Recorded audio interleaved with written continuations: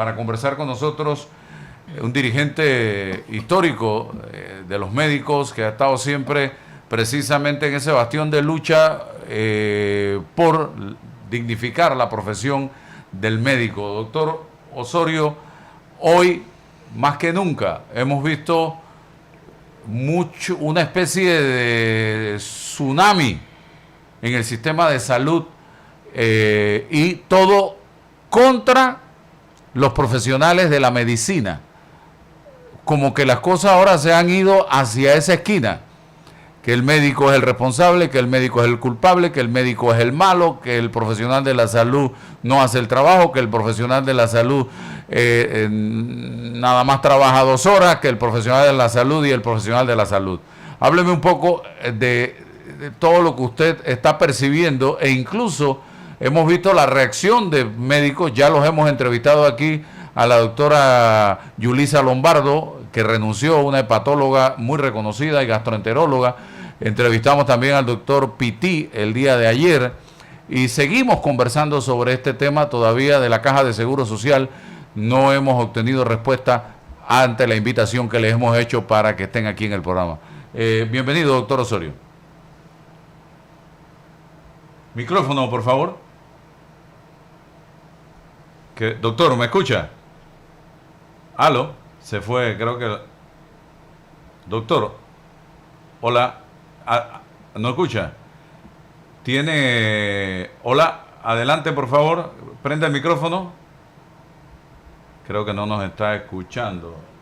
Encienda el micrófono. Ahora sí. Ok, adelante, doctor. No me está escuchando. Voy a decirle que cierre y entre de nuevo. Voy a decirle que cierre y entre nuevamente para ver si podemos comunicarnos aquí con el doctor Julio Osorio sobre este tema que ha generado gran expectativa en la población panameña. Hablaba la persona esta de algunos abogados. Es como en todo. En todas las profesiones hay buenos y hay malos. No podemos generalizar. Y ella fue muy clara en decir que no son todos, efectivamente. Yo les puedo hablar de un caso que conocí hace poco, de un abogado que defendía tanto al demandante como al demandado. Tenía, sí. No llegaba a mutuo acuerdo. Tenía comunicación con ambos y le cobró a ambos, al demandante y al demandado. Y cuando se dio cuenta que quien lo había contratado para demandar ya se había enterado de lo que estaba pasando, tuvo que devolverle la plata porque lo iban a querellar. Imagínense usted esto, o sea, trabajando para Dios y para el diablo. Ya conocía bien el expediente, así que se fue por ese lado, ¿no? Lamentable. Y no estoy diciendo que son todos los abogados, ¿eh? Estoy hablando de que conocí un caso en particular. En migración se da mucho este tema. Abogados que son contratados por personas extranjeras, extranjeros que les pagan y se pierden. Y punto, se pierden. Y no hacen absolutamente nada. Y yo estoy seguro que yo abro la línea y cantidad de gente va a hablarme de ese tema. Extranjeros, evidentemente, que han sido víctimas de este tipo de abogados que se dedican a esto. Y es lamentable porque no pueden desarrollar todos los trámites a nivel individual, sino que necesitan una representación legal y confían en el experto, en el profesional del derecho que los va a guiar, y si los deja a medio camino, cómo quedan sus documentos justamente y su estatus dentro del territorio panameño, ¿no? Ese es el gran problema que tiene este país. Que podemos llamar allí, por favor, que lo tenemos en línea, que todo trámite prácticamente necesita un abogado. Yo creo que esto hay que flexibilizarlo de alguna manera, porque no puede ser. Miren lo que está pasando con el Tribunal para los Empleados del Servicio Público. Es el único ente donde tú, para realizar un trámite, no necesitas llevar un abogado y lo van a cerrar. Este gobierno lo quiere cerrar. No es que le quiero voltear la paila a los abogados, ¿eh? No, no se trata de eso, ¿eh? Se trata de ser un poco flexible, señoras y señores. Bien, creo que ahora sí tenemos al doctor Osorio en pantalla. Vamos a ver si prende la cámara y el micrófono para poder conversar con él a través de la plataforma Zoom que estamos utilizando. Ya ahora sí, las dos. Es correcto, ahora sí le escuchamos. ¿Usted me escucha, doctor? Escuchar nada. ¿Usted escucha? Bueno, vamos a hacer algo. Le hable por el teléfono. ¿Me escucha, doctor? No está escuchando por la computadora. Bueno, vamos a hacer algo, que hable por el teléfono y mantenga la imagen allí abierta. Cierre el micrófono del doctor Osorio, por favor. Acá vamos a cerrar. Que hable por el teléfono y mantenga la cámara encendida. Que hable por el teléfono y mantenga la cámara encendida. ¿Estamos claros? Perfecto. Vamos al aire entonces. Doctor Osorio, quiero que me hable un poco de todo lo que ha estado pasando. Ahora la culpa de todo la tienen los médicos y los profesionales de la salud. Bienvenido. Sí. Gracias, buenos días Alvarado, buenos días. Gracias por su amabilidad de invitarnos al programa. Aquí con un poco de problemas técnicos, pero mire, sobre su pregunta, realmente ha habido una campaña, ya lleva alrededor de 3 semanas, que empezó primeramente por mostrar las deficiencias del sistema, como siempre, la falta de medicamentos, la falta de insumos, y de repente empezaron a dar las noticias de malos resultados de pacientes y de familiares que se quejaban de malos resultados de sus pacientes en diferentes unidades ejecutoras del país. Eso se entiende, eso nosotros no tenemos ninguna pretensión con respecto a eso, pero de pronto empezaron a salir ya personalidades, vamos a decir, del ámbito político, diputados, algún ministro, algunos voceros del gobierno, a mencionar los temas de malpraxis nuevamente, los temas de el incumplimiento de los médicos, los temas de errores médicos, etcétera, etcétera. Mire, yo quiero dejar clara y sentada una posición. Nosotros, como gremio médico, y a pesar de ser gremios médicos, nosotros no apadrinamos ni la irresponsabilidad ni la falta de profesionalidad a la hora de realizar el trabajo.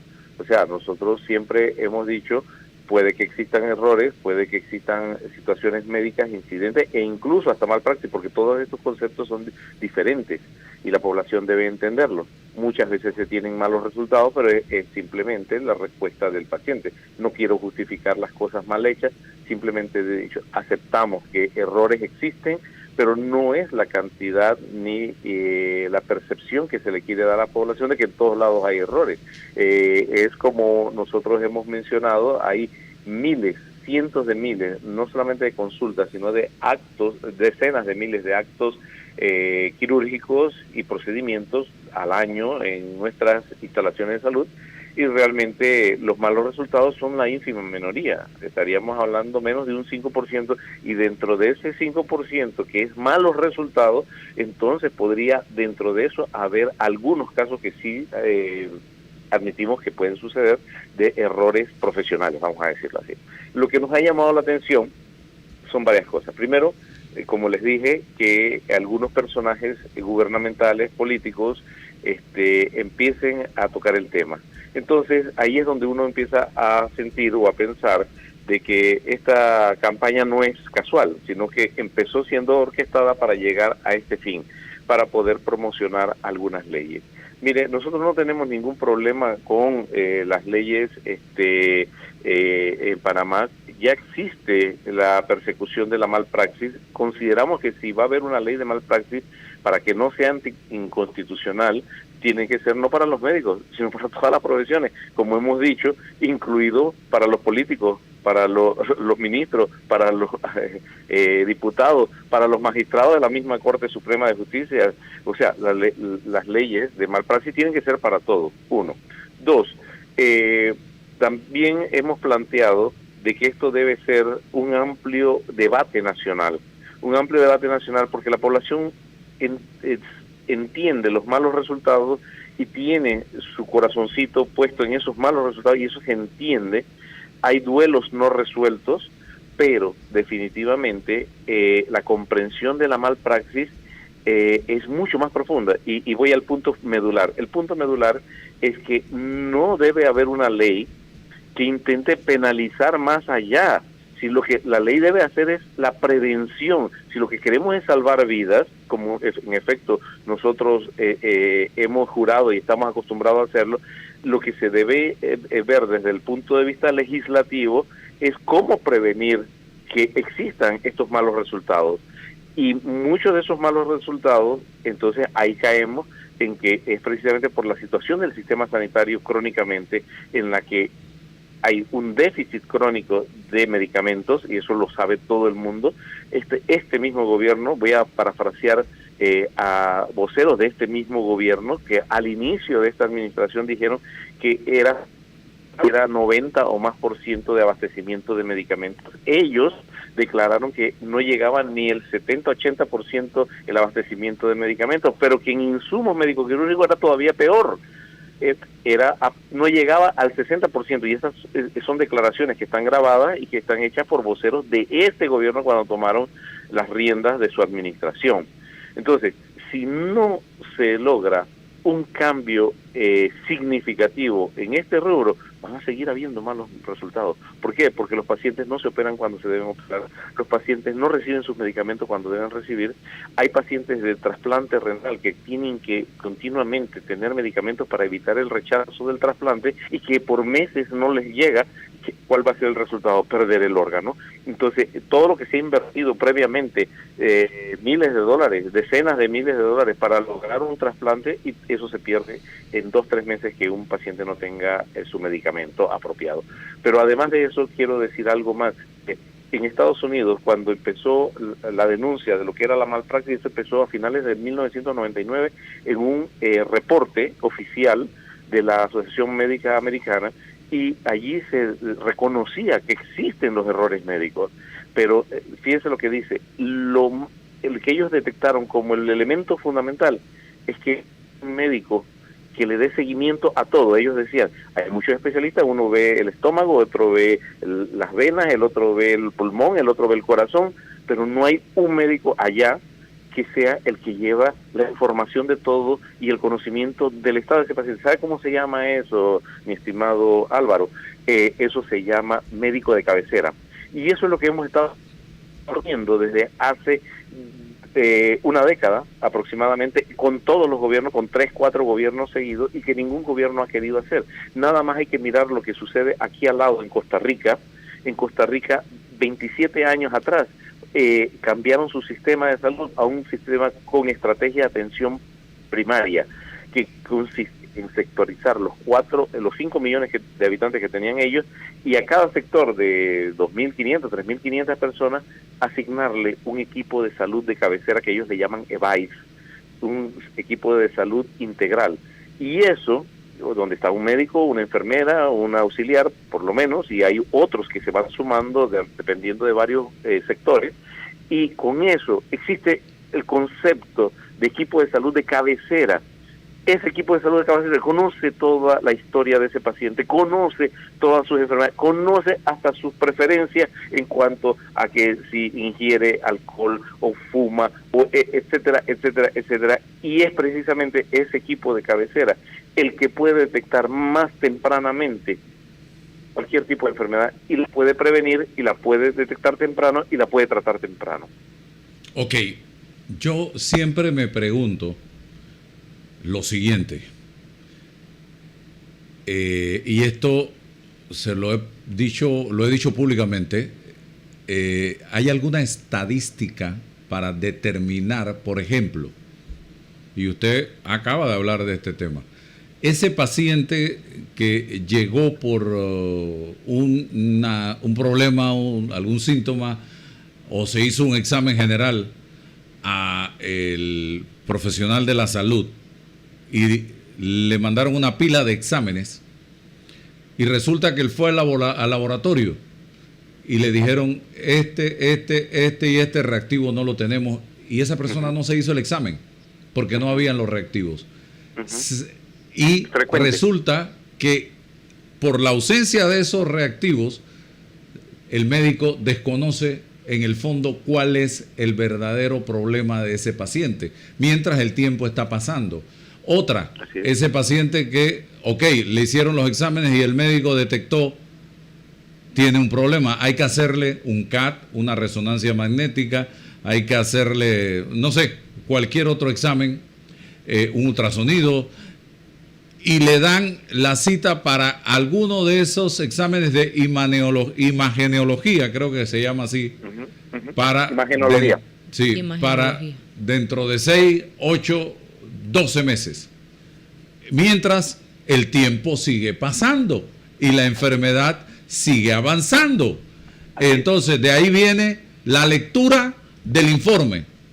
Pasan 3 meses o 4 o 5 más para entregarle esa lectura para que el médico tenga el resultado y poder comenzar a atacar el problema. Cuando eso llega, yo me pregunto cuál será el tamaño de la enfermedad que se descubrió hace meses o años atrás. Entonces la culpa es del médico.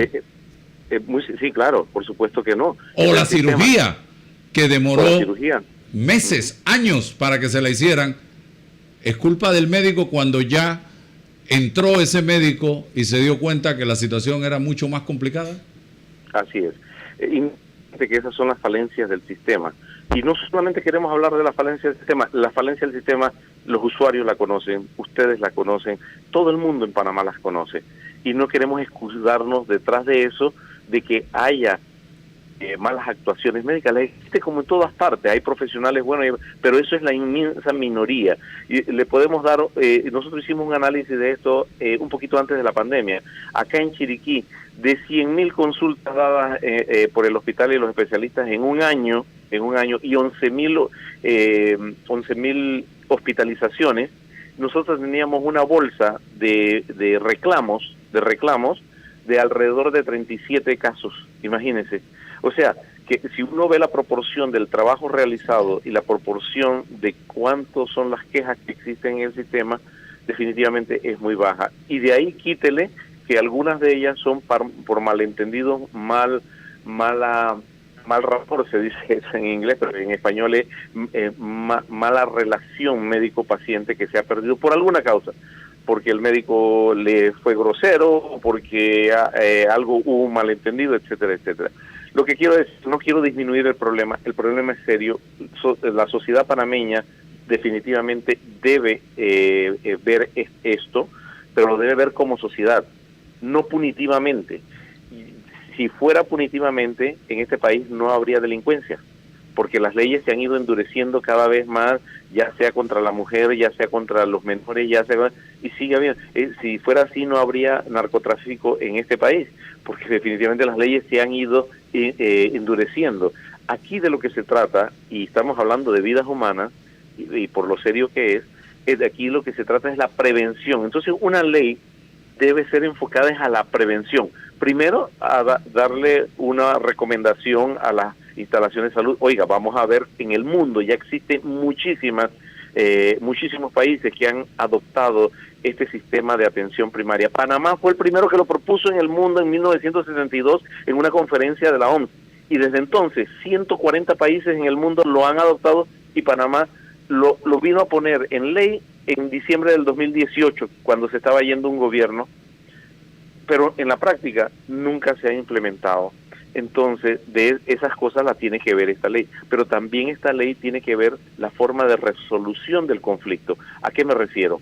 En los países desarrollados, llámese Canadá, Estados Unidos, Japón, existen comisiones preevaluadoras. Cuando hay una insatisfacción que puede ser una malpraxis, hay una comisión evaluadora de pares de médicos que son de la misma especialidad o de la misma línea del que supuestamente cometió una infracción, y a esa comisión de 3, 4 personas, no es una gran de muchas personas, hacen una auditoría del caso con todo el expediente, con todos los hechos, y dicen un dictamen de que si ha lugar o no, porque si no lo que hacemos es saturar el sistema judicial. Y luego de eso, y eso lo pueden hacer los colegios médicos, y eso es lo que todavía tampoco existe en la ley del colegio médico, y que tal vez una ley que intente hacer alguno de estos diputados debería contemplar de que debe haber un cambio en la concepción del colegio médico, donde es el colegio médico el que aporta listas de profesionales idóneos en las 50 disciplinas que tiene el Colegio Médico de Panamá, las 50 especialidades, bueno, contando también la medicina general, son 49 más 1, y que con eso definitivamente usted está aportando una lista aleatoria para que en cada caso nacional haya un grupo de especialistas que va a ventilar esos casos de pares con respecto a lo que sucedió, a la especialidad implicada.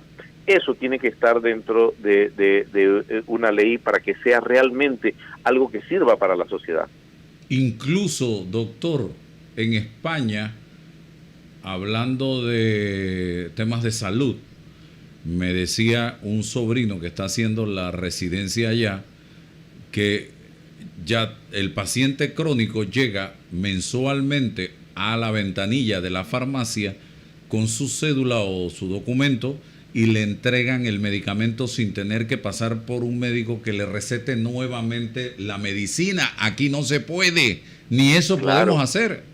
Claro, estimado don Álvaro, mire, no es solamente España, aquí, es lo que le estoy diciendo, aquí al lado en Costa Rica tienen 27 años, yo tengo conocidos, como vivo en Chiriquí, tengo conocidos que incluso han vivido allá, que están tienen derechos de seguridad social allá, y se van a hacer sus exámenes allá y recibir sus medicamentos allá, porque me dicen, yo le pregunto, allá hay que levantarse a las 3 de la mañana para estar a las 4 de la mañana para que a las 6 de la mañana le digan que ya no hay cupo. Y dice, no, eso no existe, eso solamente ocurre la primera vez cuando usted cumple 18 años y se va a inscribir. Tiene que hacer una fila no tan larga, llegar a las 6 de la mañana, en algún momento de la mañana lo van a atender, y desde ese momento ya le van a asignar, según el sector donde usted vive, cuál es su equipo de salud de cabecera. Y desde allí todo está programado. Ellos van a una fecha definida. Miren, viven acá en Chiriquí y se van allá y reciben sus medicamentos allá, porque aquí es un desastre. Entonces, definitivamente, yo de lo que estoy hablando es de que tenemos el ejemplo aquí al lado, no solamente en España, allá lejos, sino aquí al lado, y que ¿por qué nosotros no hacemos eso? ¿Por qué estamos acostumbrados a una medicina que lo que priva es solamente la curación, cuando el paciente ya viene, pero si el paciente se tardó en venir, ya viene muy descompensado y probablemente ya con complicaciones que se pudieron haber evitado? Entonces, definitivamente lo que estamos hablando es de un cambio de paradigma, de un cambio en el sistema mismo de cómo atiende a las personas. Ok. Aquí yo siempre he sido partícipe, he sido de una u otra manera un creyente fiel en la necesidad de los diálogos, de los consensos, de las conversaciones, no de la confrontación. ¿Y usted cree que es el momento de sentarnos médicos o profesionales de la salud, llamando profesionales de la salud a técnicos, enfermeras, médicos, a todos, con los que dirigen el sistema, Caja de Seguro Social y Ministerio, para tratar de buscar alternativas de solución a todos estos problemas? Por supuesto, y no solamente con las autoridades, con los pacientes también, y las organizaciones de los pacientes. Es que esto ya sucedió. Nosotros antes de la pandemia estuvimos en una serie de reuniones con la cinta chocolate, y definitivamente empezamos a explicarle, y aunque había, como les digo, mucho resentimiento, nosotros eso lo comprendemos los duelos no resueltos. Lo importante es dialogar, que ellos, aunque no cambien su posición, empiezan en parte del discurso que nosotros estamos dando con respecto al cambio del sistema. Nosotros no estamos en desacuerdo en que definitivamente si hay una negligencia evidente, eso tiene que ir a ser juzgado. Eso no es el problema. El problema es cómo lo vamos a prevenir. Y si vamos a hacer leyes o como sociedad nos ponemos los pantalones largos y lo discutimos, yo creo que podemos llegar a un mejor final con respecto a leyes, a procedimientos, a guías, protocolos, todo lo que es necesario dentro del sistema. Mire, eso que acabo de tocar, los protocolos, ¿dónde están los protocolos en Panamá? Usted le dice en el complejo, bueno, sí, tal departamento tiene su protocolo de tales y tales enfermedades, y otro tiene por ahí, y cuando usted va a ver cuándo lo actualizaron por última vez, hace 7 años. Digo, eso es algo que es permanente en los países desarrollados y en los países serios. Hay protocolos de atención que se van actualizando al menos cada 5 años, hay otros que se actualizan cada 3 años. Cuando eso se hace en Panamá, no se hace en Panamá. O sea, como usted ve, son aristas y aristas, son múltiples aristas, nosotros las conocemos, estamos dispuestos a dar, cuando digo nosotros no se refiere a Julio Osorio, sino el colegio médico, los médicos en general, las diferentes especialidades, los especialistas conocen de todas estas aristas y estamos dispuestos a dar nuestro aporte para que las cosas se hagan mejor en este país. ¿Para qué? Para prevenir los malos resultados en la población. Excelente, doctor. Creo que hay que hacer también una especie de mea culpa por parte de las autoridades. Yo escuché al ministro de Salud hace unos días hablar de que llegó el momento en que va a haber que tomar decisiones, que los médicos de la privada se queden en la privada y que los médicos de la pública se queden en la pública. ¿Usted cree que el sistema soportaría algo como esto? No lo creo y le doy 2 argumentos, Álvaro. Mire, ¿cuántos cardiólogos han pasado y han sido formados por la misma Caja del Seguro Social y cuántos están dentro de la institución hoy día? La historia, así, estoy hablando en promedio y no de honrosas excepciones. En general son formados 3, 4 años, aparte de su básica especialidad de medicina interna, y luego empiezan a trabajar con la Caja del Seguro Social, trabajan 2, 3, 4 años, y se van para la capital porque en la capital hay una demanda de un sector de la población que puede pagarles como especialistas mucho más de lo que les paga la Caja. Eso está bien, no hay problema. Pero el asunto es que la Caja no incentiva, y estoy hablando de la Caja y también pasa en el Ministerio de Salud, no incentivan a que ese profesional no solamente tenga todos los insumos para trabajar, que fue una de las denuncias de nuestra colega en estos días que usted presentó en uno de sus programas, no solamente es eso, sino que no incentivan a que ese profesional participe en la planificación de lo que se va a hacer y cómo se va a hacer y qué se necesita y qué hace falta y todo eso. Si el profesional no solamente está para tomar las decisiones profesionales, sino que sabe en qué entorno tiene que trabajar y por eso puede hacer las sugerencias de las cosas que todavía no tenemos. Y lo más importante es que definitivamente mucha gente se quedaría en la privada y no iría a la pública. Miren, muchos nos mantenemos en la pública porque creemos en la pública, pero si todo el mundo se va, no habría, si ya hay carecía de especialistas que ni siquiera se pueden traer de afuera, entonces eso agravaría la situación de la división, unos se quedan allá, otros se quedan allá. Yo creo que hay que poner las reglas claras. Usted no puede ir a atender en la privada en su horario de trabajo, eso estamos totalmente de acuerdo. Y eso debe ser normal, no solamente normado, sino verificado de que eso sea así ante cualquier denuncia. Sí, porque se ha inculcado y ya se le grabó a la gente que todos los médicos del sector público que trabajan en la privada van 4 horas y no 8 horas a trabajar. Eso ya está grabado en la mente de la gente. Sí, exacto. Eso no se debe permitir. Y el que lo haga, como gremio, siempre hemos dicho, nosotros no apoyamos sinvergüenzuras. Nosotros hemos dicho, el que hace una falta administrativa, que se atenga a las consecuencias. ¿Cuál es el problema, don Álvaro? Que históricamente la gente que más incumple son los que están ligados precisamente a los gobiernos. Todavía no voy a hablar mucho de esta administración, pero históricamente los que más incumplen las normas son precisamente las personas que ellos han puesto en los diferentes puestos a dirigir los departamentos, las especialidades, etcétera, etcétera, etcétera. Entonces, así no se puede. Si para los amiguitos hay una normativa y para el resto común hay otra normativa, eso nunca va a funcionar. Tiene que ser parejo para todos. Mire, aquí ha habido intentos incluso en el pasado de algunos gobiernos de decir, bueno, vamos a crear el médico institucional, porque solamente tiene idoneidad para ejercer la privada. Y nosotros hemos dicho, sí, ¿cómo no? ¿Cómo no? Si eso existe en otros países, nosotros no nos vamos a negar a lo que existe en el mundo. Perfecto, usted me va a mí a remunerar no solamente por mi parte asistencial, porque ¿cómo lleno yo las otras horas de un especialista? ¿Cómo lo lleno? Lo lleno con docencia, lo lleno con investigación. Ah, perfecto, esas son labores que no se hacen habitualmente, se hace media docencia y se hace cero investigación. Ah, bueno, en otros países la investigación tiene una parte preponderante. Panamá está atrasadísima en la producción de nuevo conocimiento, porque no hace investigación. Bueno, pero entonces creemos ese médico institucional que no tiene que estar viajando entre la pública y la privada, que se va a dedicar solamente a la parte pública, pero también va a estar comprometido con mejorar lo que hay en la parte pública. Y entonces sí, ¿cuánto hacemos? ¿Cuánto cuesta eso? Y esas ideas incluso no nacieron inicialmente del gremio, nacieron de gobierno, precisamente para hacer esta separación. Y nosotros dijimos, sí, ¿cómo? Se le entrega una idoneidad donde usted no puede trabajar en la privada.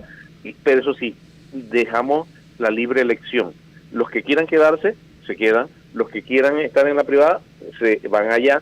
Y los que quieran estar en la mixta, todavía algún remanente para que vaya poco a poco, siendo no un cambio violento que desabastezca de especialistas a alguna de las dos, entonces lo vamos haciendo de esa manera. Pero eso se puede hacer perfecta, pero bien planificado. Panamá no planifica nada. Usted recuerda que desde que desapareció el Ministerio de Planificación y Política Económica, aquí no se planifica nada, en ningún ministerio, en ninguna entidad del Estado. Oiga, doctor, ¿qué hacemos? Es una práctica de siempre, pero no quiere decir que lo que hacemos siempre o regularmente está bien. Con los jóvenes internos y residentes y sus turnos. Comienzan a las 7 de la mañana y terminan al día siguiente a las 3, 4 de la tarde. Muchos sin dormir siquiera. Y esto ha sido la causa en algunas ocasiones hasta de accidentes y de muertes. Usted pasó por eso, por este tipo de turnos, pero ¿usted cree que eso es lo correcto o debe mejorarse? Eso debe mejorar. Incluso en el gobierno anterior, y no estoy hablando ninguna flor para el gobierno anterior, simplemente esa negociación presionada por el mismo gremio de los residentes e internos del país, de los grandes hospitales y del país, precisamente hubo una negociación larga al respecto de esto. Incluso algunas autoridades de la Caja del Seguro Social actuales eran parte de la negociación desde otros ámbitos, de la Universidad de Panamá, etcétera, etcétera. O sea, yo creo que todas esas cosas se pueden conversar y se deben mejorar en interés de evitar hay un síndrome que se llama de sobrecarga laboral que está plenamente identificado el burnout en los médicos. Hay estudios en Panamá, mire, en Panamá que casi no hay estudios de nada, hay estudios sobre eso hechos por psiquiatría y por algunos residentes y todos demuestran lo mismo, una alta prevalencia del síndrome de desgaste y de sobrecarga laboral. Entonces, en base a esas evidencias que ya hay y que esas evidencias están replicadas en todo el mundo, entonces deberíamos como sociedad buscar un punto de equilibrio. ¿Tiene que haber sacrificio por parte de los internos y residentes? Claro. ¿Tienen que estar una noche entera? Claro.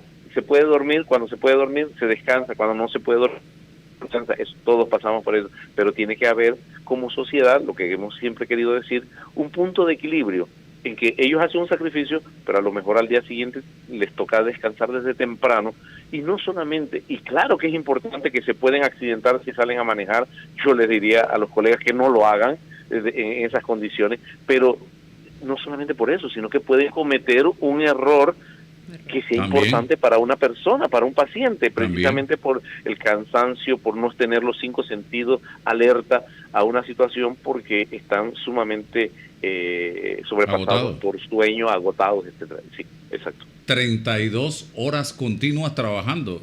El cuerpo no aguanta eso. Y a veces ni comen. Cuando yo era interno, trabajábamos desde el viernes hasta el sábado a las 3 de la tarde.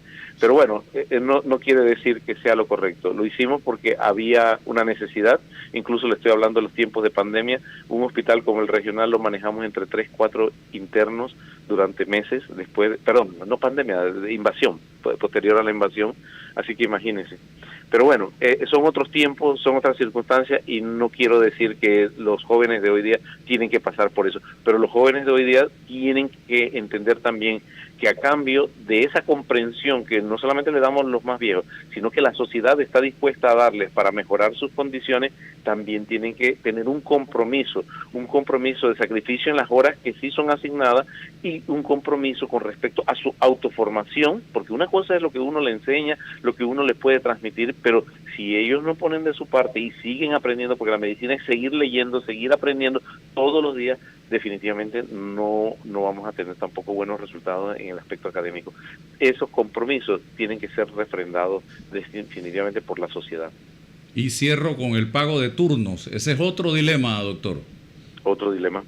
Mire, la caja, honor a la verdad, en los 27 años que yo tengo de estar laborando como especialista, pocas veces ha tenido situaciones de atrasos de los pagos. Pero en el Ministerio de Salud es recurrente, es todos los años. Mire, usted vio las sesiones en la Asamblea.